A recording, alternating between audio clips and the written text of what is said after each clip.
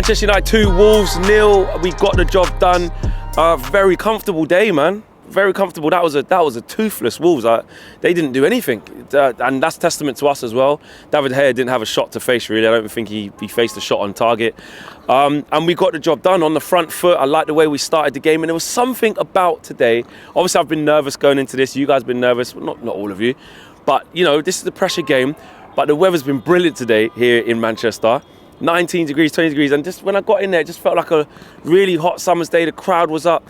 And it just had a bit of a buzz inside Old Trafford, which was nice to see, because you felt that, you know, these last 3 home games, we've got to get behind the team, forget the last 2 games, and get a little bit of continuity and a little bit of form going. And that was the type of performance that can do that. Antony involved in pretty much everything. Had 2 sides, Antony, today. I mean, one side, Antony, you're looking at it saying, well, he's got an assist and he picked out the right pass for Martial to score, so that's fantastic. Unlucky not to score maybe later on during the game, but just the decision making. His decision making needs to improve a lot, and I think it will. I think it will. If he could have picked the right pass or finish in the first half, we could have been 2 or 3 up, and we could have been out of sight. And it was that kind of same situation that we put ourselves in, which is that we might get an early goal, and we might be on top of teams, but we can't sniff the blood. We can't sniff blood and then go and kill the game. And that wasn't for the want of trying, because we had plenty of opportunities to do that today as well. So I thought that Antony was actually, I think we have to look at it objectively. You know, you can't just jump on one side of the criticism train of like, oh, he's so poor though, and he's making decisions and bad decisions, because that is one thing that, okay, you can look at and say he needs to improve on. But on the other side of it, you have to say he is consistently getting in the positions. There was one counter-attack that happened when he was wide on the right hand side, deep in his own half, and he gets on a half turn and he just takes on a couple of players, and he must have travelled about 40-50 yards all the way up to their penalty area, and you're like, right, slide Jadon Sancho in, and he doesn't. He makes the wrong pass and goes to Martial, and the move breaks down. It's those little transitional moments. That header, which I think was the first chance we made proper. No, actually, there was a chance where I can't remember who slipped over. One of their centre halves, I don't know if it was Kilman or Dawson, who slipped over, and he's clean, and he ends up getting a shot from that, puts it wide again, should hit the target, and then the Luke Shaw cross from the header from like 6 yards out should score. So on one hand, he needs to improve, and we know that he's a young player, but on the other hand, I like the fact that he's working with intensity. With the ball at his feet, the opponents are scared of him, because he can go past you. When he's more consistent in going past people, that will only get better. And everything good that kind of came from us today did go through him. So I'd rather a player be in the positions and you say he needs to work on just the final action, rather than I just don't see him. I don't realise he's there. We're not playing to his strengths. I don't see him getting chances. I don't see him laying on chances. I don't see him do anything. I don't see him helping out in defence. That's not the case with Antony. So we've got a good base to work off there. And I'm always, I always call it as I see it, and I will give criticism where I think the criticism is fair. But I think you have to praise him in the fact that he is always in the positions. I will say that. Bruno today, I thought, was everywhere. I think he was part of a lot of everything that we did good. He gets the assist for the final goal. The weight of pass was perfect. I'll get onto Garnacho in a little bit. He's got everything to do with that, but he still, the pass from Bruno was fantastic, and Bruno played the pass before the pass that led to the Martial goal. So 2 key goal actions for Bruno, and generically, I think he was quite good. But you know who the real stars today are? Obviously, another clean sheet for De Gea and that back 4.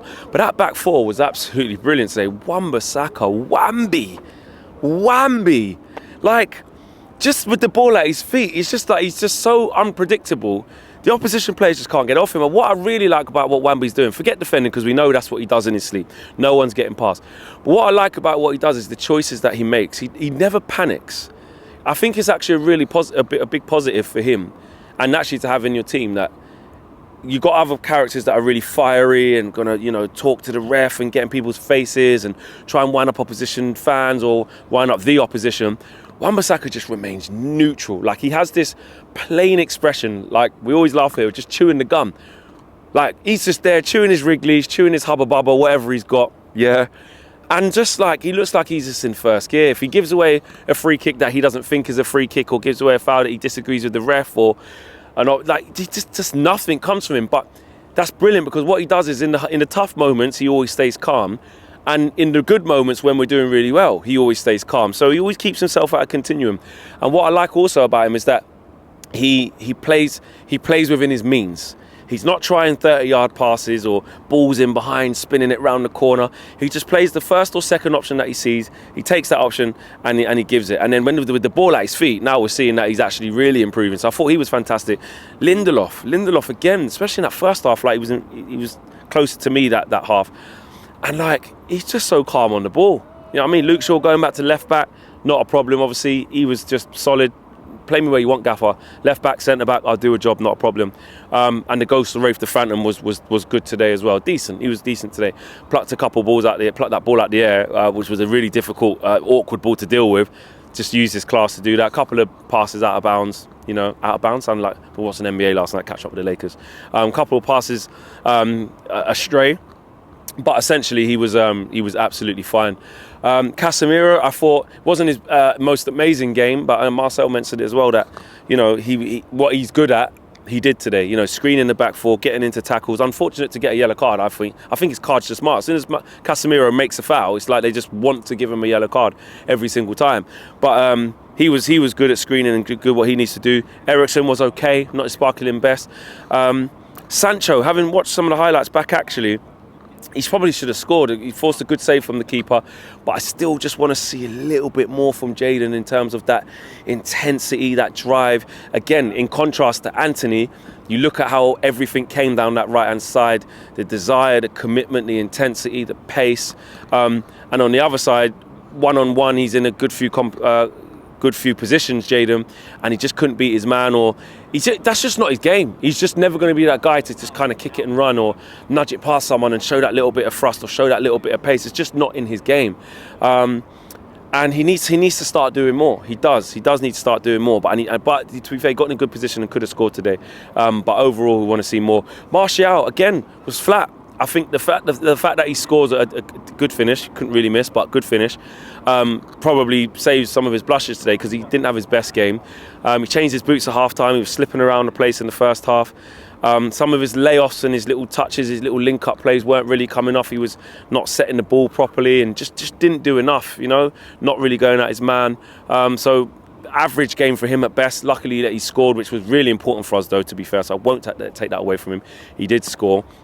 So I thought he was good, but the changes and the subs I think today is what really was good from Erik ten Hag today in Manchester United. Because let's get to this boy Alejandro Garnacho, because I think he possesses something special. And do you know what? It isn't even all ability. I think he possesses a special mentality. I want to talk about the kid's mentality because ability, you can see that he's got that. Fearlessness, you can see that he's got that. But I think he's got this aura about him where he really backs himself. He really believes in himself, and that's fantastic. It's like a perfect relationship, him and Ten Hag. So Ten Hag talking to him at the end, arm round him, because Ten Hag will keep his feet grounded. But I think Steph said earlier, like, he's got kind of shades of Ronaldo. And look, you don't want to put that like the early Ronaldo. I'm not saying he's going to go on to be a Ballon d'Or winner and do anything like what Ronaldo's done in his career. That's ridiculous pressure to put on him, and that's just crazy to say.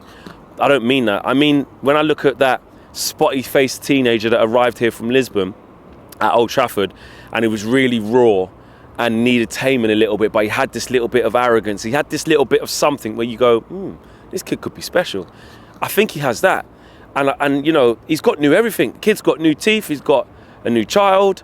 He's got a new contract. He's got new everything. Do you know what I mean? So it was brilliant for him to come on and score that goal. And actually, it wasn't until I saw it back on the replay, he's got a lot to do with that finish. That is not an easy finish, and the composure in which he takes that chance with is absolutely brilliant.